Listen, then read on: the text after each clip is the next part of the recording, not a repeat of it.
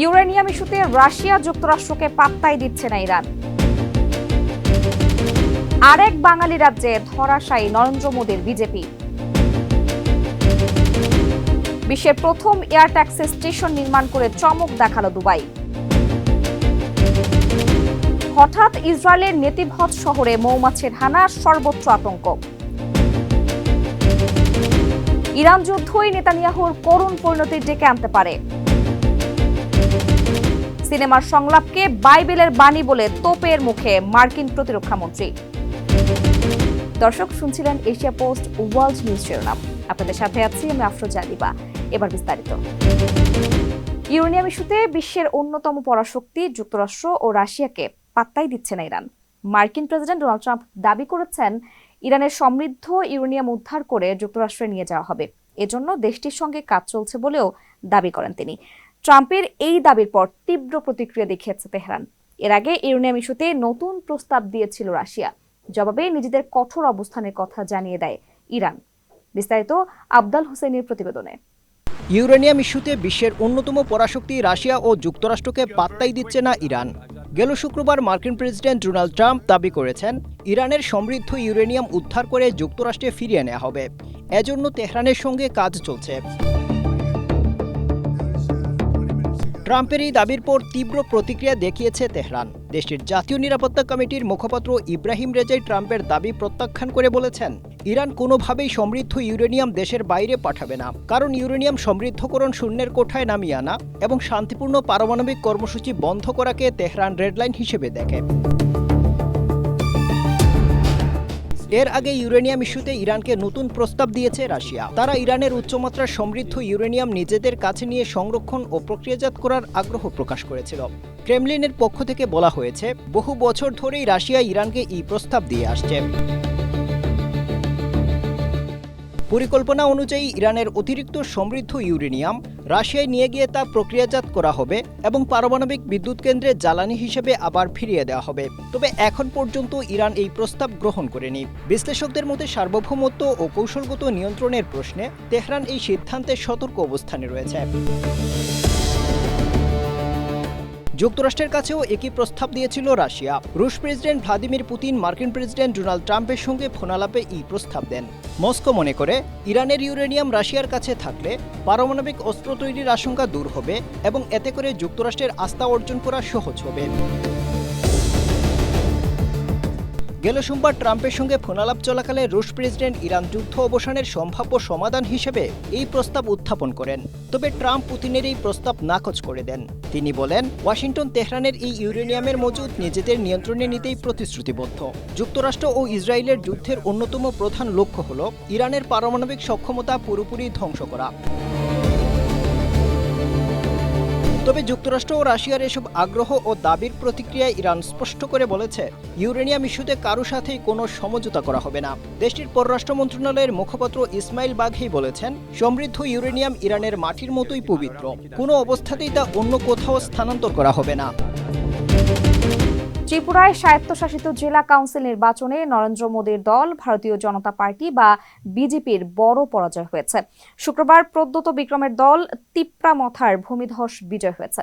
বিশ্লেষকরা বলছেন, শুধু নিজ দলের সমর্থনই নয়, বেশ কিছু এলাকায় হিন্দু বাঙালি এবং বাঙালি মুসলিমদেরও সমর্থন পেয়েছে তিপ্রামথা। মুসলমানদের ভোট নিয়ে বিজেপির খুব একটা মাথা ঘামায়নি। তবে বিজেপি বিভিন্ন আসনে বাঙালি হিন্দুদের জনসমর্থনও কেন পেল না তা নিয়ে শুরু হয়েছে আলোচনা। বিস্তারিত প্রতিবেদনে। এবার আরেক বাঙালি রাজ্যে ধরাশায়ী বিজেপি। ত্রিপুরায় রাজ্য সরকারে একচ্ছত্র আধিপত্য থাকলেও স্বায়ত্তশাসিত জেলা কাউন্সিল নির্বাচনে নরেন্দ্র মোদীর দলের বড় পরাজয় হয়েছে। শুক্রবার প্রদ্যোত বিক্রম মাণিক্য দেববর্মার দল ত্রিপ্রামথা ভূমিধস জয় পেয়েছে। জেলা কাউন্সিল বা এডিসিতে মোট 28টি আসনের মধ্যে 24টিতেই জয় পেয়েছে তিপ্রামথা, আর মাত্র 4টিতে জয় পেয়েছে বিজেপি। বিশ্লেষকরা বলছেন, শুধু নিজ দলের সমর্থনই নয়, বেশ কিছু এলাকায় হিন্দু বাঙালি এবং বাঙালি মুসলমানদেরও সমর্থন পেয়েছে তিপ্রামথা। মুসলমানদের ভোট নিয়ে বিজেপি খুব একটা মাথা ঘামায়নি। তবে বিজেপি বিভিন্ন আসনে বাঙালি হিন্দুদের জনসমর্থনও কেন পেল না তা নিয়ে শুরু হয়েছে আলোচনা। 5 বছর আগে যখন ত্রিপুরায় এডিসি নির্বাচন নির্বাচন হয়েছিল তখন ত্রিপুরার মুখ্যমন্ত্রী ছিলেন বিপ্লব দেব। ওই সময় 13টি আসনে লড়াই করে 9টি আসনেই জিতেছিল বিজেপি। 2020 সালে কংগ্রেস ছেড়ে নতুন দল গঠন করেছিলেন পদ্মত। নতুন দল গড়লেও তার সঙ্গে বিপ্লবের সম্পর্ক ছিল ভালো, কিন্তু মানিক সাহা মুখ্যমন্ত্রী হওয়ার পর তিপ্রামথা রাজ্য সরকারে বিজেপির শরিক হলেও সেই ইতিবাচক সম্পর্ক থাকেনি পদ্মতের সঙ্গে। শুক্রবার জয়ের পরে পদ্মত বলেছেন, এই জয় মানুষের আস্থার বহিঃপ্রকাশ। মানুষ তিপ্রামথাকে ভালোবাসে। 2023 সালে বিধানসভা ভোটের ফল প্রকাশের পর ত্রিপুরায় শাসকের আসনে প্রত্যাবর্তন হয়েছিল বিজেপির। তবে এবার জেলা কাউন্সিল নির্বাচনে তিপ্রামথার সামনে দাঁড়াতেই পারেনি নরেন্দ্র মোদীর বিজেপি। দুবাই ইন্টারন্যাশনাল এয়ারপোর্টের কাছে নির্মিত হয়েছে বিশ্বের প্রথম এয়ার ট্যাক্সি স্টেশন। গেল বৃহস্পতিবার সংযুক্ত আরব আমিরাতের ক্রাউন প্রিন্স শেখ হামদান বিন মোহাম্মদ বিন রাশিদ আল মাকতুম বিশ্বের প্রথম এই এয়ার ট্যাক্সি স্টেশন উদ্বোধন করেন।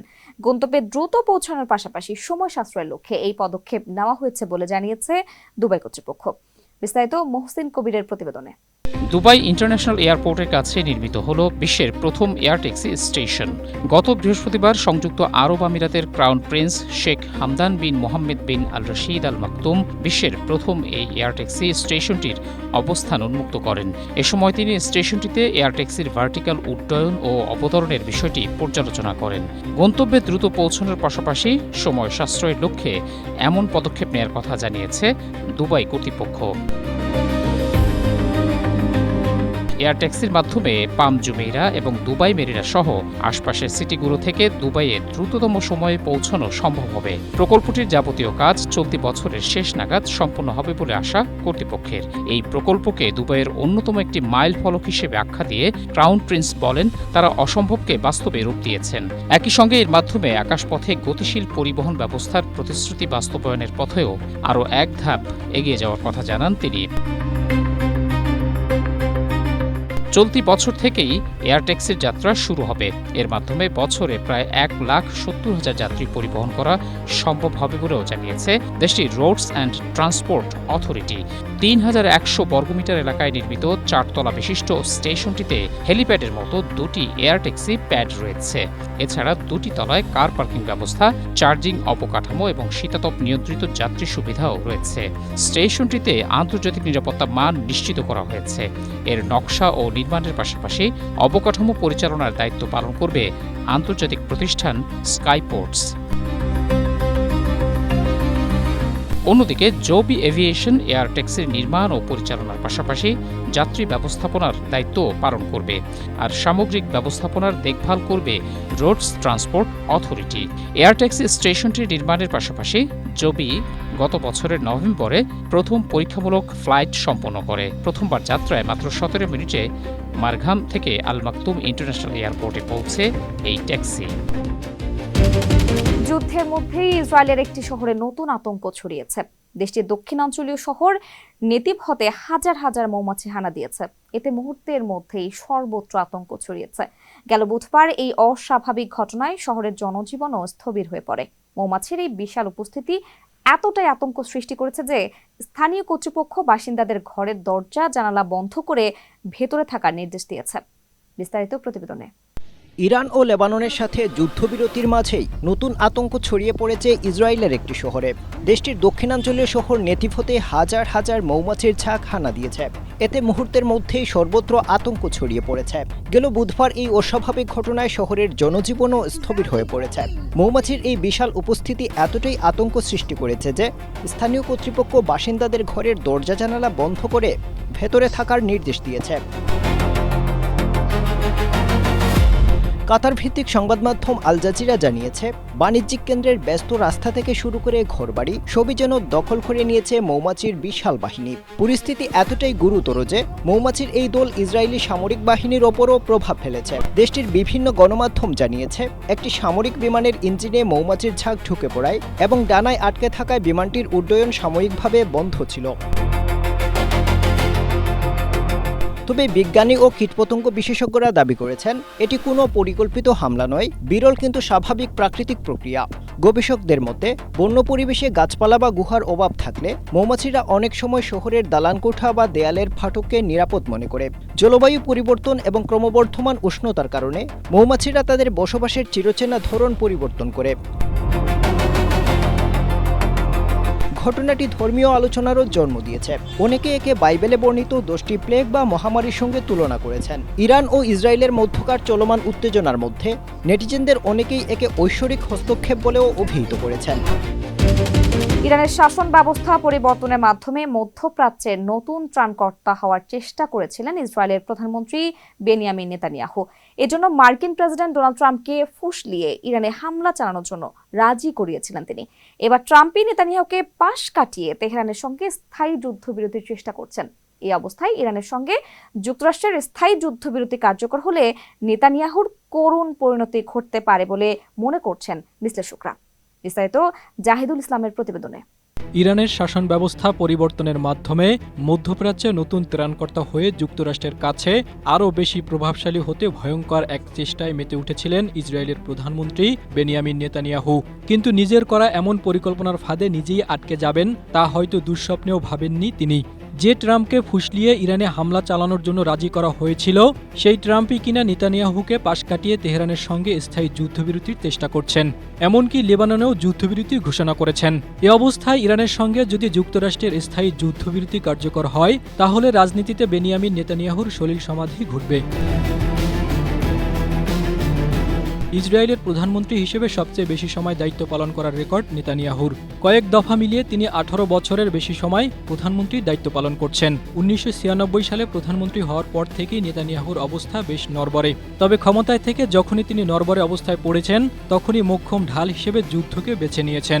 ইরান যুদ্ধ তার জন্য একটি ঢাল, কারণ 3টি বড় দুর্নীতির মামলায় অভিযুক্ত নেতানিয়াহু এ থেকে বাঁচার জন্য যুদ্ধকে ব্যবহার করেছেন। এছাড়া চলতি বছরের অক্টোবরে ইসরায়েলে পার্লামেন্ট নির্বাচন অনুষ্ঠিত হওয়ার কথা রয়েছে, আর এ নির্বাচনে শোচনীয় পরাজয় ঘটতে পারে নেতানিয়াহুর। ফলে নির্বাচনে শোচনীয় হার ঠেকাতেও তিনি ব্যাপক মরিয়া। নেতানিয়াহুর গদি নড়বড়ে হয়ে যায় 2023 সালের 7 অক্টোবর, যখন ফিলিস্তিনের স্বাধীনতাকামী সংগঠন হামাস ইসরায়েলে হামলা চালিয়ে 1200 জনকে হত্যা এবং 2.5 শতাধিক ইসরায়েলি জিম্মি করে নিয়ে যায়। এ ঘটনার পর থেকে ইসরায়েলে একের পর এক বিক্ষোভের মুখে পড়েন নেতানিয়াহু। প্রায় 2 বছর ধরে গাজায় যুদ্ধ চালিয়ে হামাসের বিরুদ্ধে খুব একটা সুবিধা করতে না পেরে যুদ্ধবাজ নেতানিয়াহু ইরানের দিকে নজর দেন। 30 বছরের বেশি সময় ধরে মধ্যপ্রাচ্যে তেহরানকে প্রধান হুমকি হিসেবে দেখা ইসরায়েল গেল 28 অক্টোবর যুক্তরাষ্ট্রকে সঙ্গে নিয়ে হামলা চালায়। উদ্দেশ্য ছিল ইরানের শাসন ব্যবস্থা পরিবর্তনের মাধ্যমে নেতানিয়াহুর হারানো ইমেজ পুনরুদ্ধার করা এবং মধ্যপ্রাচ্যে ওয়াশিংটনের ঘনিষ্ঠ হিসেবে ইসরায়েলকে প্রধান পরাশক্তি হিসেবে প্রতিষ্ঠিত করা। কিন্তু ইরানের পাল্টা প্রতিরোধের মুখে এখন মধ্যপ্রাচ্যে আধিপত্য ধরে রাখাই কঠিন হয়ে পড়েছে যুক্তরাষ্ট্রের। দীর্ঘ 1 মাসের বেশি সময় ধরে ইরানে যুদ্ধ চালিয়ে উল্লেখ করার মতো কিছুই আদায় করতে পারেনি ইসরায়েল ও যুক্তরাষ্ট্র। উল্টো ইরান হরমুজ প্রণালী বন্ধ করে যুদ্ধ বন্ধে 10 দফা প্রস্তাব দিয়েছে। এমন পরিস্থিতি নেতানিয়াহুকে এক চরম বিপর্যয়ের বার্তা দিচ্ছে, কারণ ইরানের দেওয়া 10 দফা প্রস্তাব মেনে নিয়ে যদি যুক্তরাষ্ট্র যুদ্ধবিরতি কার্যকর করে, তাহলে নেতানিয়াহুর আমও যাবে, ছালাও যাবে। তবে বিশ্লেষকরা মনে করছেন, যুদ্ধবাজ নেতানিয়াহু রাজনৈতিক ভবিষ্যৎ ও ভাবমূর্তি রক্ষায় পিছু হটবেন না। মধ্যপ্রাচ্যে ইসরায়েলি শক্তির যে নিষ্ঠুর দাপট তিনি দেখাতে চান, তা টিকিয়ে রাখতে তিনি যে কোনো সময় আলোচনা ভণ্ডুল করে দিতে পারেন, আর এর জন্য তিনি ইরানের বিরুদ্ধে নতুন করে যুদ্ধ শুরু করতে পারেন। হলিউড সিনেমা পাল্প ফিকশনের একটি সংলাপকে বাইবেলের বাণী হিসেবে চালিয়ে দেওয়ার চেষ্টা করেছেন মার্কিন প্রতিরক্ষা মন্ত্রী পিট হেগসেথ। ইরান যুদ্ধে সেনাদের উৎসাহিত করতে পেন্টাগনের এক প্রার্থনা সভায় তিনি এই কাজ করেন। এতে তোপের মুখে পড়েন মার্কিন প্রতিরক্ষা মন্ত্রী। ইতিমধ্যে বেশ কয়েকজন ডেমোক্র্যাট আইন প্রণেতা তার বিরুদ্ধে অভিশংসনেরও প্রস্তাব এনেছেন। বিস্তারিত প্রতিবেদনে। হলিউড সিনেমা পাল্প ফিকশনের একটি সংলাপকে বাইবেলের বাণী হিসেবে চালিয়ে দিয়েছেন মার্কিন প্রতিরক্ষা মন্ত্রী পিট হেগসেথ। ইরান যুদ্ধে সেনাদের উৎসাহিত করতে গিয়ে পেন্টাগনের এক প্রার্থনা সভায় হেগসেথ এই কথা বলেন। এরপরে তিনি তোপের মুখে পড়েন। এমনকি কয়েকজন ডেমোক্র্যাট আইন প্রণেতা তার বিরুদ্ধে অভিশংসনের প্রস্তাবও এনেছেন। সংবাদ মাধ্যম দ্য নিউজ উইক ইজিকিয়েলস গ্রন্থের বাণী, পাল্প ফিকশনের সংলাপ ও হেগসেথের প্রার্থনার বাণী নিয়ে বিশ্লেষণ করেছে। এতে দেখা গেছে হেগসেথ তার প্রার্থনায় যে বাণীটি ব্যবহার করেছিলেন বলেন তা আসলে বাইবেলের চেয়ে পাল্প ফিকশন নামের চলচ্চিত্রে অভিনেতা স্যামুয়েল এল জ্যাকসনের দেওয়া সংলাপের বিকৃত সংস্করণের সঙ্গেই বেশি মিলে গেছে, যেখানে বলা হয়েছিল সৎ মানুষের পথ সব দিক থেকে স্বার্থপরদের অন্যায় এবং দুষ্ট মানুষের অত্যাচারে ঘেরা।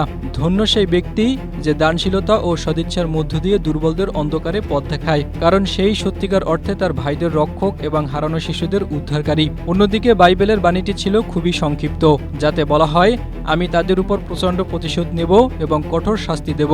আমি যখন আমার প্রতিশোধ কার্যকর করব তখন তারা জানবে আমি প্রভু।